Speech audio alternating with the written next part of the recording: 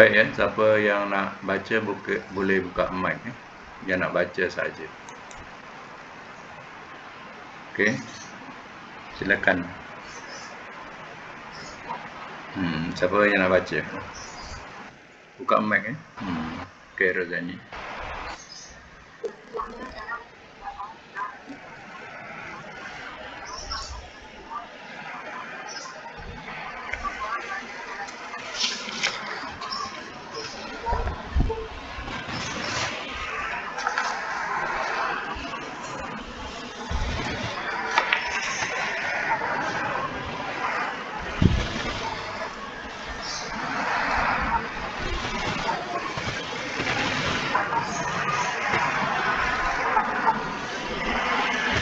Ya.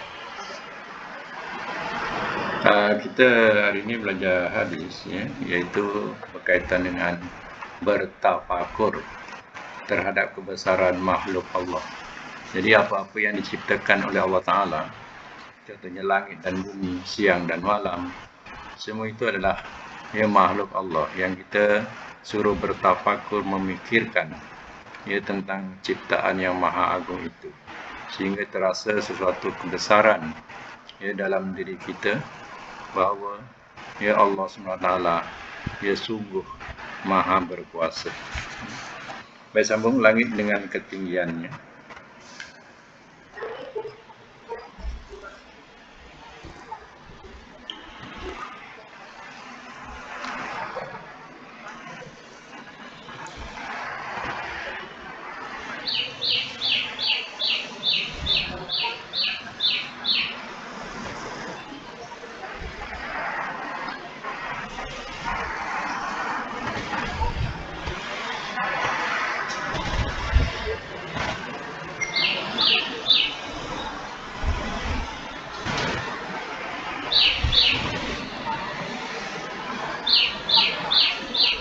Jadi pertambangan tu maknanya ya galian ya.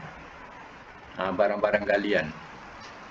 Jadi di dalam bumi itu ada barang-barang galian seperti timah ya, biji timah, minyak dan emas ya, dan berbagai lagi ya. Jadi ya, ini maknanya kebesaran ya, ciptaan Allah Ta'ala.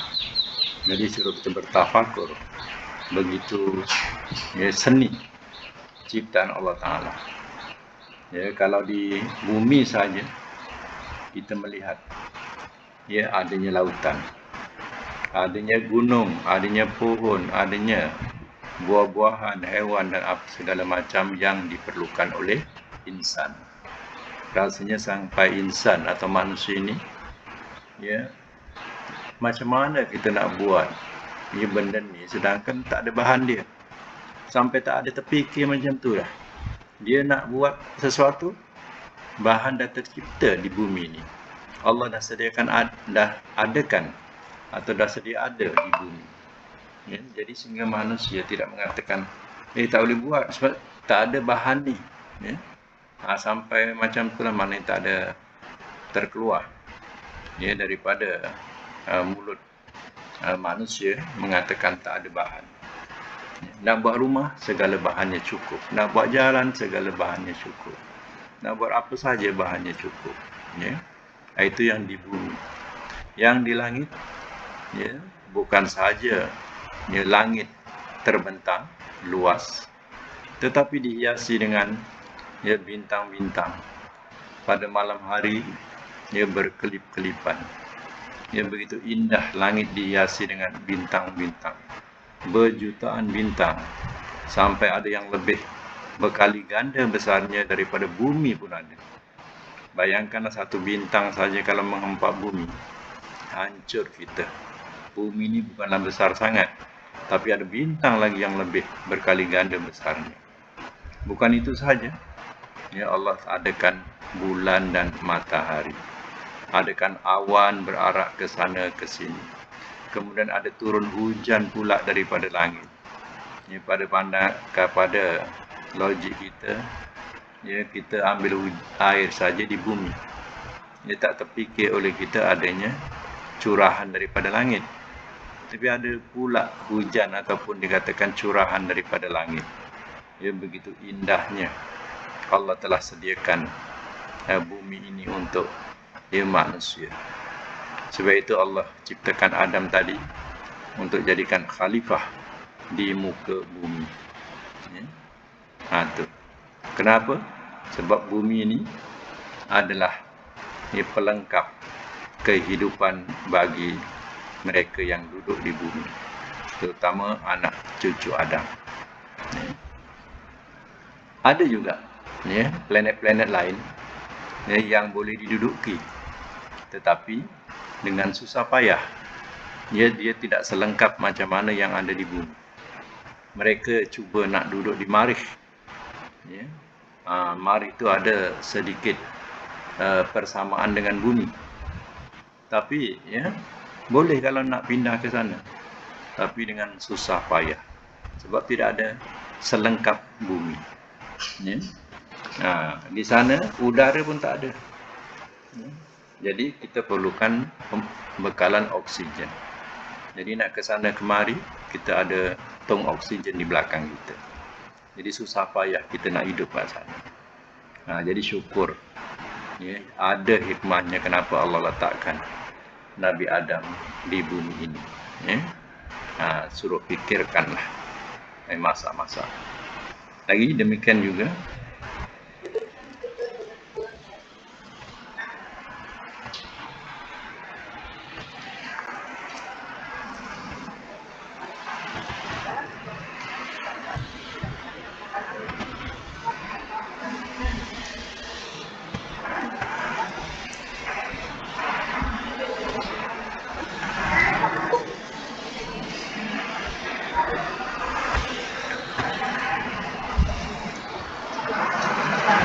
itulah peranan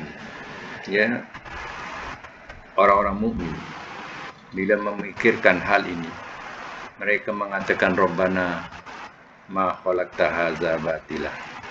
Wahai Tuhan kami, Engkau tak jadikan semua ini sia-sia. Tak ada yang sia-sia diciptakan.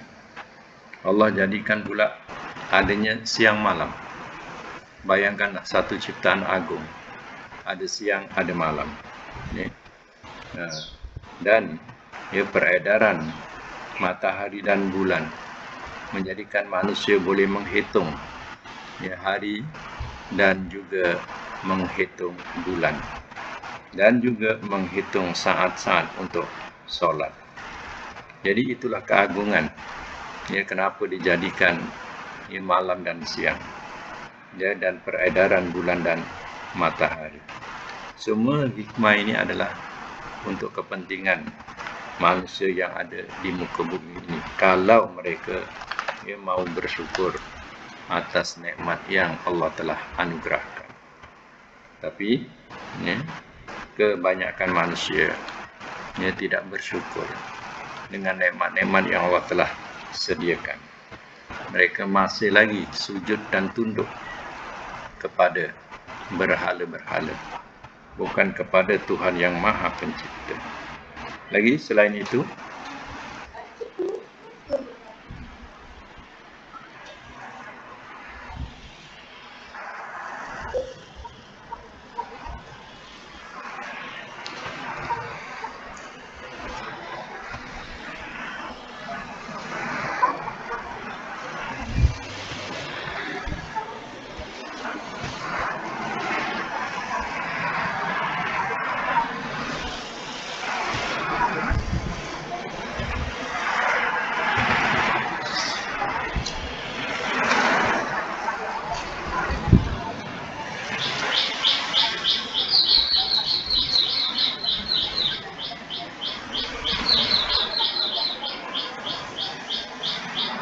maknanya Allah menciptakan sesuatu.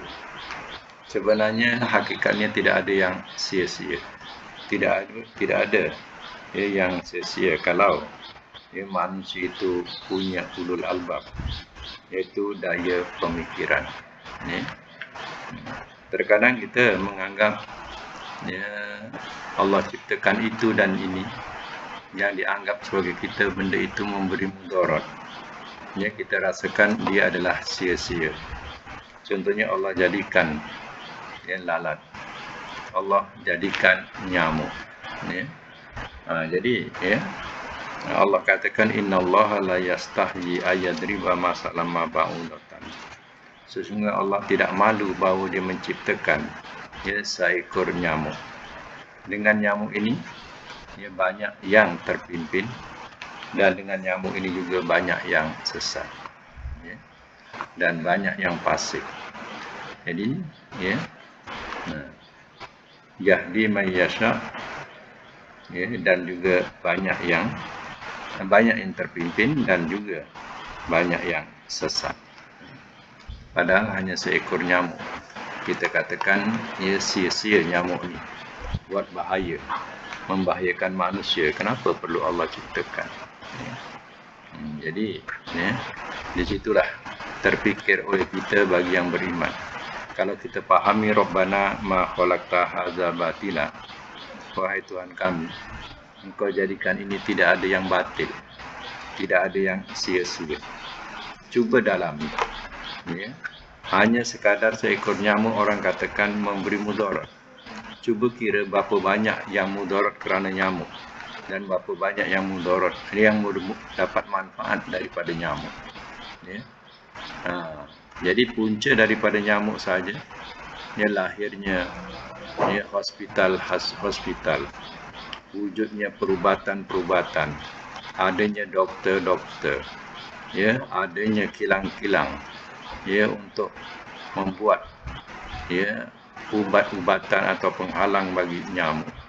Jadi ramai ya yang bekerja ya kerana nyamuk. Tetapi berapa ramai yang mati kerana nyamuk?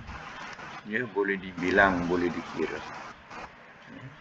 Yang hidup bergantung pada nyamuk lagi besar daripada dikira orang yang mati kerana nyamuk. Ya begitu juga yang lain-lain. Ya mungkin kita tidak ya dalam ilmu kita, ya baik pohon-pohon yang berduri sekalipun, ya ada hikmah dia, ya kita tidak tahu, ya. Itulah ya orang yang punya ulul albab, yaitu daya pemikiran. Dia tidak akan menganggap atau ya dia tidak akan ya bersangka buruk terhadap Allah. Dia akan bersangka baik terhadap Allah. Ya. Ada juga binatang, contohnya babi contohnya. Kenapa Tuhan haramkan babi? Ya. Jadi ya, ini hanya sebagai cobaan untuk manusia. Apa sebabnya? Ya, sebab Allah telah jadikan yang halal itu banyak daripada yang haram. Ya. Jadi hanya yang haram satu contohnya, yang halal 1000. Ya, adakah nak dikira yang haram satu ni juga kita nak kejar? Ya.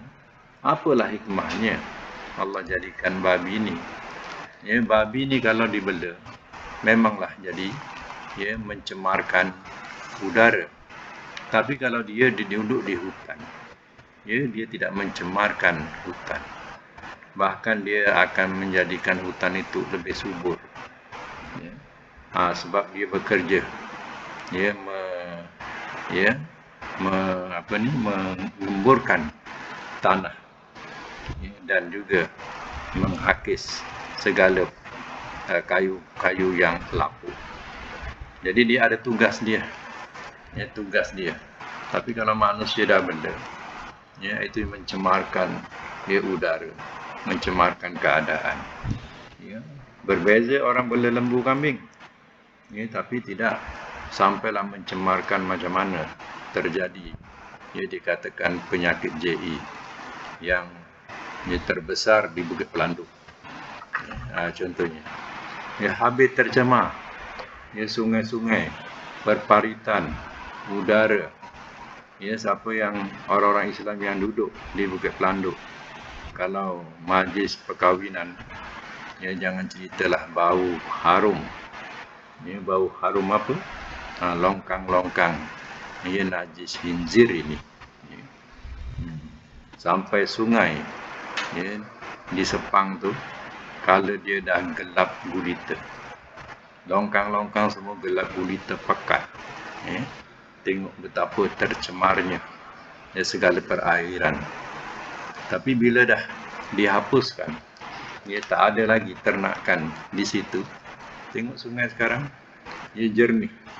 Banyak habitat-habitat yang jadi keperluan makanan bagi setempat situ. Kenapa? Sebab tidak tercemar lagi. Sungai-sungai itu, sungai dah jadi jernih.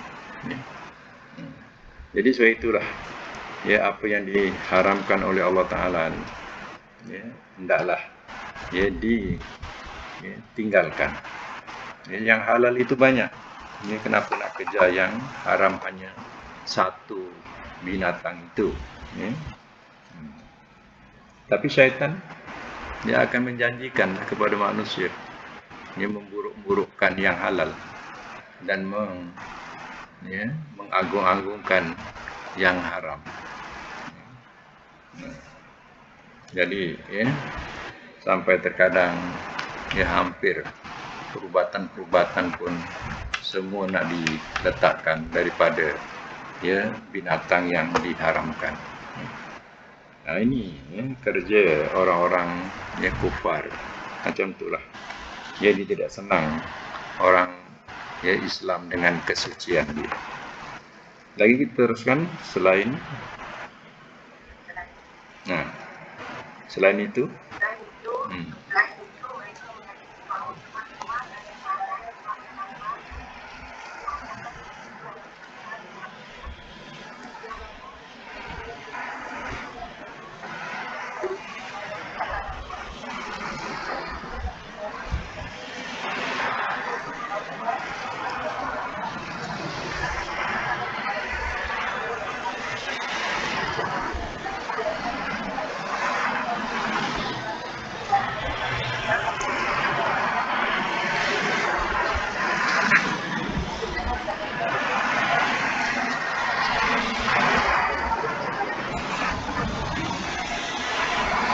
maknanya kalau contoh binatang binatang yang diharamkan, kalau tidak dia ada perintah kita bunuh, maka kita seksa dia, dia tidak berdosa.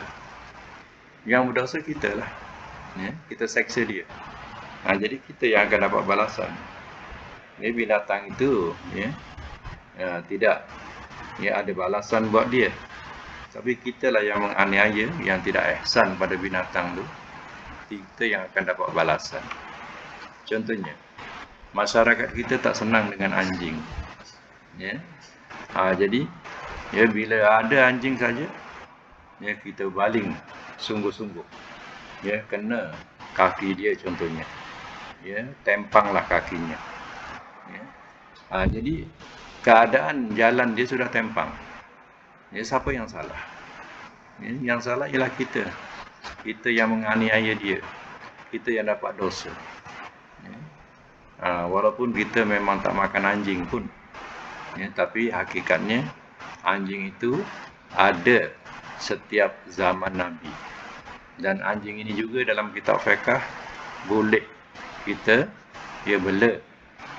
Boleh kita bela untuk kegunaan sesuatu yang haruskan kita buat. Bukan untuk senang-senang, sayang-sayang, suka-suka, buat tidur dan sebagainya. Tapi anjing itu hendaklah ada sebab kita bela. Untuk jaga harta, jaga rumah. Jaga harta tu, jaga rumah, jaga kebun, untuk berburu. Semua itu adalah diperbolehkan dalam Islam. Dalam kitab fiqh, dalam kitab hadis pun menerangkan hal demikian. Jadi kita saja yang ditanamkan sifat kebencian kepada anjing. Tapi tak apalah. Untuk menjaga kebersihan setempat, eloklah tak payah bela anjing. Sebabnya anjing ni binatang yang tidak sopan keadaannya. Tidak berapa sopan, ya. Jadi ya kadang tidak sedap dipandang. Jadi sebab itu ya, eloklah kalau kita tak bela, tapi jangan kita katakan ia haram, ya, ia haram dibela, itu sudah salah, ya. Jadi walaupun kita tahu dalil dan keterangan, ya, janganlah kita bela, kecuali kita membela tadi, ya, jiran-jiran kita kesemuanya bukan orang Islam, itu tak apa.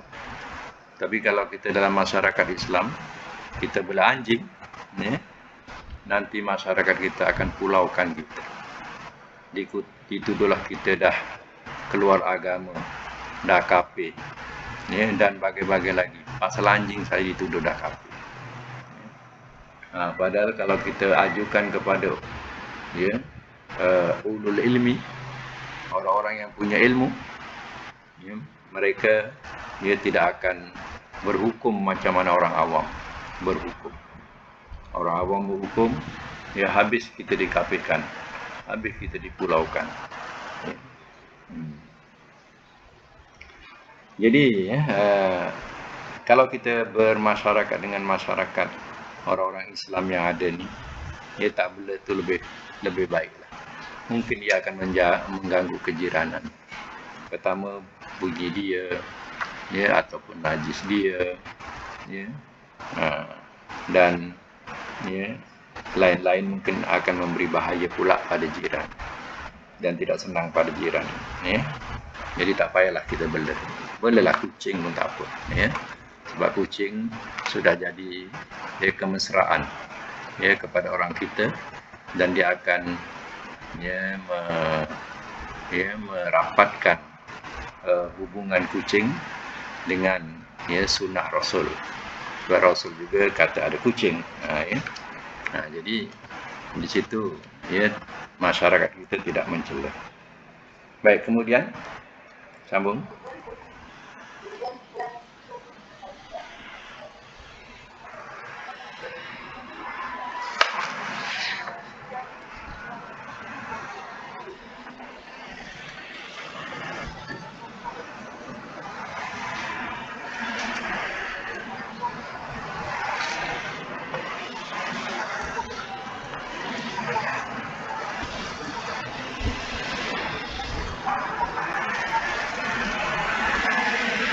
Ya, ahli-ahli fikir, ya, ahli-ahli fikir seperti contohnya Plato, ya, itu adalah ahli fikir, ya, yang mana, ya, mereka mengkaji tentang kejadian alam ini, ya, dia kaji, ya, sampai, ya, satu peringkat kajian dia, ya, terbatas ilmunya. Untuk meneroka terus kepada ilmu Allah ni sudah terbatas, ya, ibaratnya sebagai contoh, ya, ya, nyawa saja, ya, kedudukan nyawa dan kedatangan nyawa, ketetapan nyawa, dia, mereka juga sudah terbatas tentang roh saja, ya, belum lagi, ya, tentang peredaran, ya, langit dan bulan dan bintang, belum lagi, ya, pertukaran malam dan siang. Sampai satu masa, ya, cipta demi cipta, fikir demi fikir, dia sudah tahu, sudah tentu ada yang maha pencipta, yang maha agung, yang maha besar, ya, dia punya, ya, pemikiran tadi sampai satu peringkat mesti ada maha penciptanya, ya. Tetapi biasanya, ya, macam, ya, Plato, Socrates dan sebagainya, ahli-ahli fikir ni, dia dah sampai peringkat tu, hanya dia tak nak terima Islam, khawatir nanti sehingga teori dia tidak diterima oleh, ya, masyarakatnya ataupun oleh orang yang lebih atas daripada dia. Jadi, ya, maka ya, berhentikan sampai sekadar itu, dan sendiri dia tidak masuk Islam atau tidak menerima Islam. Jadi nampaklah bahawa mereka ahli fikir yang sampai puncak percaya Tuhan, tapi teori itu tidak diteruskan. Ya. Akhirnya dia meletakkanlah satu kata, ya, alam ini terjadi dengan sendirinya. Ya. Lalulah jadi paham-paham etis, ya, paham etis yang tidak percayakan Tuhan. Dia percaya semua ini adalah terjadi sendiri. Kita lahir dah ada, benda ini dah terjadi sendiri, tak payahlah fikirkan. Ya. Kalau disoal, mereka ada, ya, cara tersendiri. Contohnya, ya, dia akan kata kepada, ya, anak-anak yang masih percaya kepada Tuhan. Ya, dia kata, siapa jadikan kamu? Si anak ni kata, ya, kamu daripada mana? Ya, saya daripada mak ayah saya. Mak ayah saya daripada mak ayah kamu daripada mana?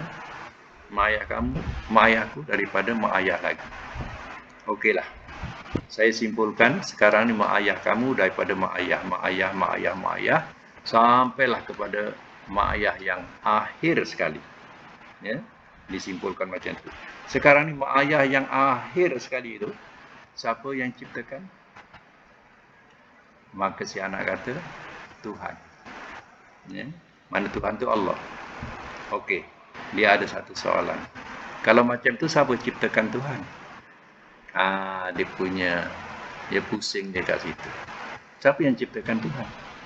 Anak ni pun, ya, mana yang, ya, tidak mendalam tentang akidahnya, dia akan terfikir, dia tak ya. Ya. Kemudian soalan-soalan lain akan dikemukakan. Ya. Sekarang kamu sembah siapa? Kalau solat, kamu solat tak? Solat, kata dia, atau sembahyang. Kamu sembah apa? Ya, saya sembah Tuhan. Tak. Ya, kamu sembah dinding ataupun sembah sejadah. Ya. Bukan sembah Tuhan. Ya. Jadi, ya, orang-orang lain juga dia menyembah, ya, batu. Ya, sama dengan kamu sembah batu. Kau tahu tak orang Islam punya kebesaran apa? Ya, Kaabah. Kan? Kaabah tu apa? Emas ke, batu ke, kayu? Ya. Maka dijawablah, ya, batu. Ya, habis. Ya, sekarang kamu bukan menyembah Tuhan, kamu menyembah batu. Ya. Macam itulah. Ya, dia ada poin-poin yang dia akan mengelirukan akidah budak-budak ini. Ya. Sebab itu, ya, bagi kita, kalau seandainya ada soalan-soalan yang sedemikian, maka baliklah kepada surah Ikhlas, iaitu Qul Huwallahu Ahad. Ingatkan Qul Huwallahu Ahad. Katakanlah ya Muhammad, Allah itu Ahad, Esa. Lam yalid wa lam yulad, tidak beranak dan tidak diberanakkan. Ya. Walam yakul lahu kufuwan ahad, dan tidak ada satu yang sebanding dengannya, dengan Allah. Nah, jadi kita balik kepada surah Ikhlas. Ya, kita bacalah surah Ikhlas. Kalau seandainya timbul soalan-soalan syaitan yang cukup, yang meragukan akidah ini, ya, jadi kita was-was. Ya. Jadi, ya, ingatkan. Ya, Nabi, ya, mengajar kita, suruh kita balik kepada surah Ikhlas. Ya. Ingatkan surah Ikhlas. Wallahu ahad. Itu adalah, ya, ayat akidah yang berkaitan dengan akidah.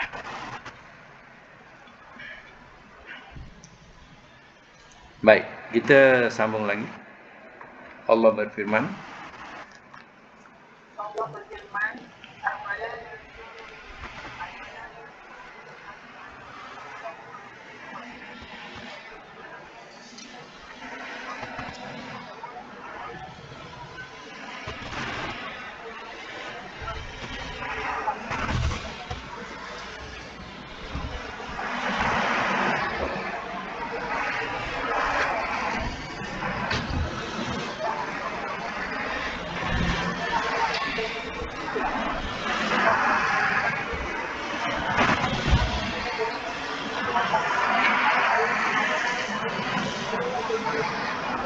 Ya.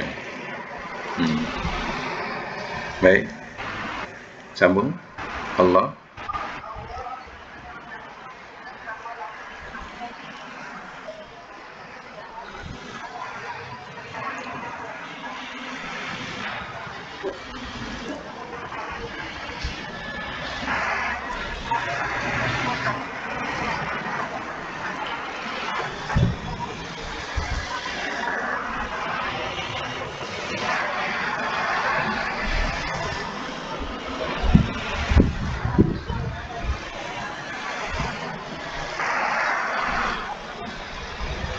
Jadi soalan yang di atas itu ialah soalan dalam Quran, surah Ghasyiyah, Hal ataka hadisul Ghasyiyah. Ya, di akhir-akhir ayat tu dia bagi beberapa soalan untuk berfikir, untuk manusia ini fikirkan. Ya.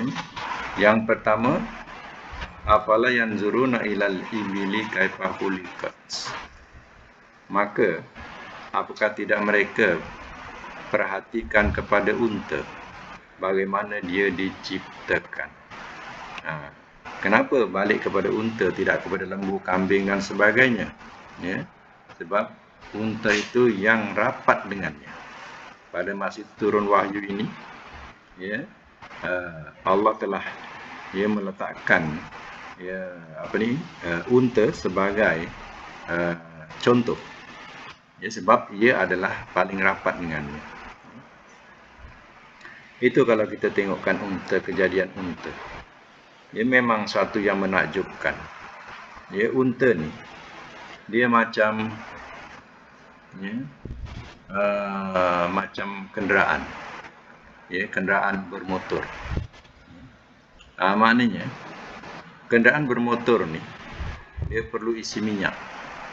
Dia isi minyak tank penuh dia pun jalan. Unta ni sebelum bertolak, ya, maka pengembara ini akan bagi minum sampai dia penuh. Ya, jadi bohol yang ke atas tu itu adalah tank dia, isi minyak. Tapi dia isi air. Ya, dia boleh isi air, ya, dan boleh bertahan sampai seminggu. Perjalanan seminggu dia boleh tahan. Dia boleh simpan air kat situ. Macam ibarat kenderaan. Ya, kita isi minyak penuh, kita boleh jalan jauh. Unta rupanya macam tu. Itu kenderaan padang pasir. Lembu boleh mati. Ya, binatang lain boleh mati. Ya, tapi unta dia boleh tahan. Ya, dia boleh tahan sampai 1 minggu tak minum. Ya, tapi sekali minum, maka bagi peluang dia minum memang banyak. Macam kita isi minyak full macam tu lah. Ya. Kelebihan dia, susunya boleh diminum tanpa dimasak. Ya. Dia tidak berbau hanyir, ya, dan tidak ada sesuatu rasa yang meloyakan. Dia punya kelebihan susu unta ni. Ya. Kalau yang tak pernah rasa susu unta, kalau ada peluang cuba rasa susu unta. Memang berlainan. Susu lembu kita pun tak boleh minum mentah-mentah macam tu sebab dia ada semacam bau. Ya. Susu kambing pun ada semacam bau. Tapi susu unta tidak. Ya. Dan begitu juga, ya. Dia juga boleh dijadikan sebagai makanan, ya, lauk, dan juga dijadikan bulunya boleh digunakan, kulitnya boleh dimanfaatkan. Ya, banyak pada unta. Sebab itu fikirkanlah kepada unta bagaimana dia diciptakan. Ya. Sebab itu musafir daripada Mekah pergi ke Syam, dia bawa unta. Jalan sampai 1 minggu. Ya, kadang sampai, kadang lebih daripada itu. Ya, macam mana punya tahan unta tu tanpa bekalan air. Itu fikirkanlah. Ya. Lagi sama halnya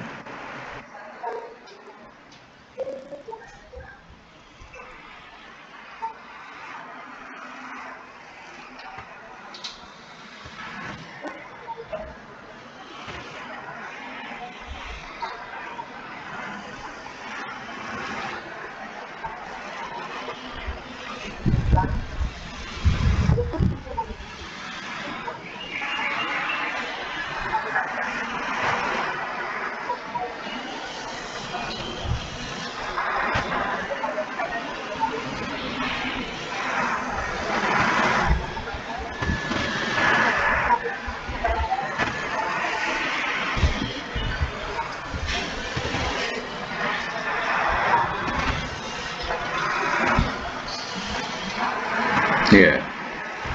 Jadi kalau soalan yang kedua tadi, ya. Wa ila sama'i kaifa rufi'at. Dan kepada langit bagaimana ia ditinggikan. Kita lahir-lahir, langit dah ada ke atas. Ya, adakah kita fikirkan, ya, tengok kekukuhan langit. Tak ada jatuh, tak ada retak. Ya. Kemudian tidak ada satu tiang pun yang menongkat langit. Sedangkan kita kalau buat rumah tak ada tiang, roboh rumah kita, roboh bangunan kita. Ya. Tapi Allah telah menciptakan langit tanpa bertiang. Ya. Bayangkan kalau seandainya langit ini dipenuhi dengan tiang, ya, yang jadi masalah ialah, ya, kapal terbang nak mengelakkan tiang. Ya. Aksiden bukan aksiden sesamanya, tapi aksiden kerana langgar tiang. Ya. Tapi Allah jadikan, ya, udara ni lapang, tak seperti di daratan penuh dengan ceracak-ceracak yang perlu kita elakkan. Tapi di langit, ya, lapang, selapang-lapang. Nah, fikirkanlah. Itu dikatakan langit sama ni, langit yang pertama ni. Samawat, langit-langit itu dah, ya, langit yang bertingkat-tingkat. Jadi yang sama ini yang kita pandang dengan mata kepala kita, yang membiru, ya, yang kita pandang, itulah langit. Ya, fikirkanlah bagaimana dia ditegakkan. Kemudian wailal jibali kaifa nusibat, dan kepada gunung bagaimana ia dicacakkan. Gunung-gunung begitu besar dengan batu-batu yang, ya, benar-benar keras. Bagaimana dia dicacakkan awalnya? Ya. Adakah kita tahu, kita hidup-hidup tahu dah ada gunung ganak? Ya, jadi macam mana asal usulnya dia dicacakkan? Adakah kita tahu? Ya, semua itu adalah hikmah untuk, ya, bumi, supaya bumi ini tidak bergegar dengan ada kemantapan, ya, gunung ganang menjadi pasak bumi. Kemudian wa ilal ardi kaifa sutihat, dan kepada bumi bagaimana ia dibentangkan. Ya, kita rasa bumi ini, memang bumi ini bulat, tapi oleh kerana keluasan bumi ini kita akan lihat ia macam permaidani terhampar. Kalau laut kita pandang, ia macam permaidani terhampar. Ya, jadi, ya, perhatikanlah, ya, kepada bumi bagaimana ia dibentangkan, ya, sedemikian. Fazakir innama anta muzakir. Kita suruh ingat. Sungguhnya tidak lain engkau di sini ialah Nabi asalnya yang memberi peringatan. Ya, hanya sebagai memberi peringatan. Jadi diceritakan katanya, ya, ayat-ayat ini telah membuka pintu hati orang-orang Arab Badui bila dipersoalkan yang sedemikian. Sebab selama ini, ya, tidak disoalkan hal-hal demikian. Di hidup dah ada langit, dah ada matahari, dah ada bulan, dah ada siang malam. Ya? Jadi tidak dipikirkan tentang soalan-soalan yang demikian. Bila, ya, timbul soalan demikian pada wahyu Allah ini, maka, ya, terbukalah pintu hatinya, ya, dengan kebesaran Allah Ta'ala. Baik lagi, hanya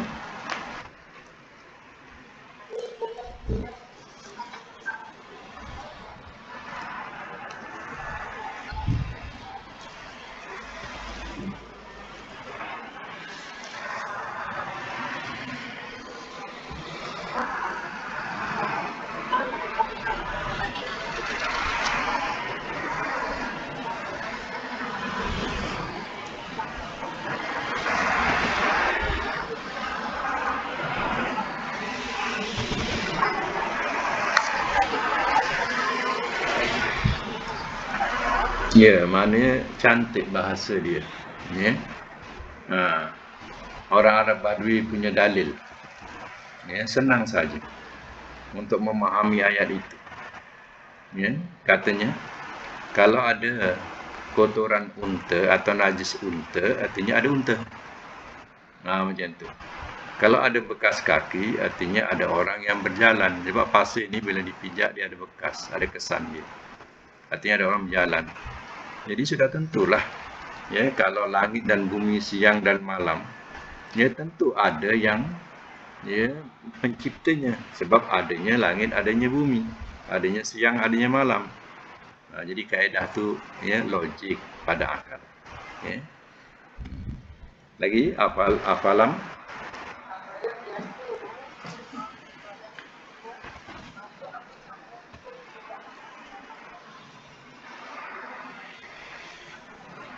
Ya.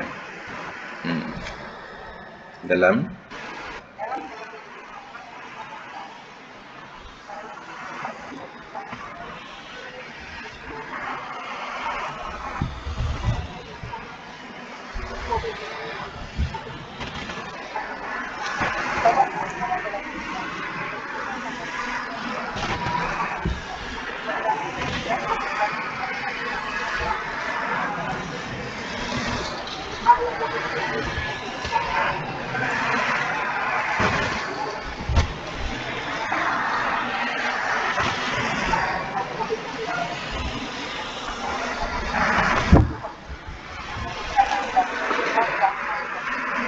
ya.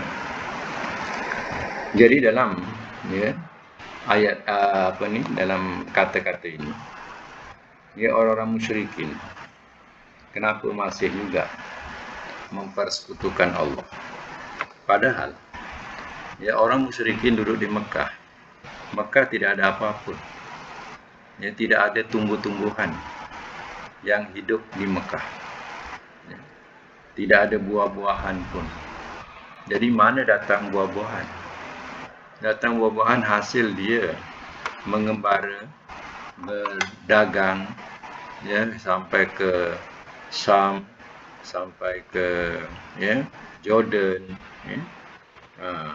Jadi pengembaraan mereka berdagang dan mereka membawa bekalan-bekalan, dijual pula di tempatnya sendiri. Jadi disitulah pertukaran-pertukaran dan adanya berbagai-bagai makanan. Tetapi mereka ini tidak mengambil iktibar bahawa perjalanan mereka jauh dan mereka juga telah sampai kepada negeri-negeri yang Allah telah musnahkan, dan mereka melihat umat-umat yang sudah dihapuskan oleh Allah Ta'ala, dan mereka dengar daripada cerita-cerita buah-buah mulut daripada orang yang ada di situ. Contohnya mereka melalui lautan mati. Lautan mati itu adalah lautan kaum Nabi Lut yang telah diterbalikkan. Semua orang bercerita di sana. Mereka dengar cerita itu, tapi tidak jadi iktibar pun. Mereka balik ke Mekah dan mereka tetap lagi dengan mendustakan Rasulnya. Dia mendustakan Allah, mendustakan Rasul. Inilah perangai orang-orang musyrikin yang dikatakan hati mereka sudah tertutup. Khatamallahu ala qulubihim. Allah cop hati-hati mereka. Pada Rasul ini membimbing mereka kepada jalan yang lebih baik, yang lebih lurus. Tapi mereka menolak ajaran Rasul. Sedangkan mereka telah mendengar berita-berita tentang umat-umat yang musnah. Kalau mereka tak dengar, tak apa. Mereka dengar. Mereka pergi mengembara. Mereka tahu cerita-cerita mengenai umat-umat itu. Dan ada kesan-kesannya. Tapi semuanya itu sia-sia. Tidak jadi satu pengajaran langsung pun. Lagi ayat-ayat.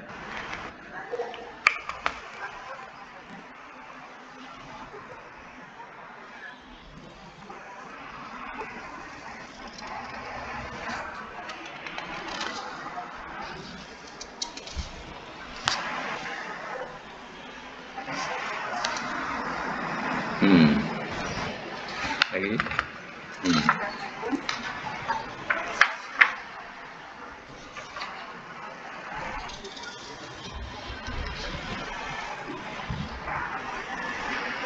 Ya, baik. Diterangkan dari bawah tu ada nota tu dari Abu Ya'la Shaddad bin Aus radhiyallahu anhu. Dari Nabi SAW dia bersabda, orang yang cerdik adalah orang yang mampu mengendalikan dirinya sendiri dan beramal untuk kehidupan setelah kematian. Sedangkan orang yang lemah akalnya adalah orang yang suka mengikuti hawa nafsunya dan mengharapkan segala sesuatu kepada Allah. Ya, jadi ya, walaupun dinukilkan katanya, ya di sini ya, ada kedhaifan, kelemahan. Ya, tapi dalam segi matan, ya tidak ada ya kesalahan untuk dijadikan sebagai ya itibar atau pelajaran. Memang itulah. Ya, maknanya orang yang dikatakan kaisu ni orang yang cerdik. Ya, orang cerdik ni orang yang dapat mengendalikan dirinya dan beramal untuk sesudah matinya. Kan itu dikendaki dalam agama. Orang yang lemah tu orang yang mengikut hawa nafsunya dan berangan-angan yang dia akan masuk syurga. Contohnya, dia mengharap-harap sesuatu kepada Allah. Ya, sedangkan dia tidak beramal, sedangkan dia mengabaikan ibadat, tapi dia berangan-angan untuk masuk syurga. Nah, inilah dikatakan orang yang lemah. Jadi adakah kita mau jadi orang yang kedua ini, orang yang lemah? Sudah tentu tidak. Ya, kita mau jadi orang yang dikatakan cerdik, yang mana ya kita hidup di dunia ini ya hanya satu laluan yang akan kita ke tempat yang lebih kekal, yaitu akhirat. Jadi kalau demikian, sudah tentulah kita ya beramal untuk ya dunia akhirat, untuk akhirat yang kita akan tempuhi akan datang. Ya. Itu dikatakan al-kaisu man dana nafsahu wa amila lima ba'dal maut, wal ajizu ya man atba'a nafsahu hawaha wa tamanna 'ala Allah. Berangan-angan ya. Orang yang lemah mengikut nafsunya berangan-angan yang dia boleh masuk surga tanpa beramal. Nah, ini salah. Jangan ikutkan hal itu. Ya. Okey, sekadar itu untuk hari ini. Ya, akan datang minggu depan kita boleh sambung lagi hadis tajuk baru ya.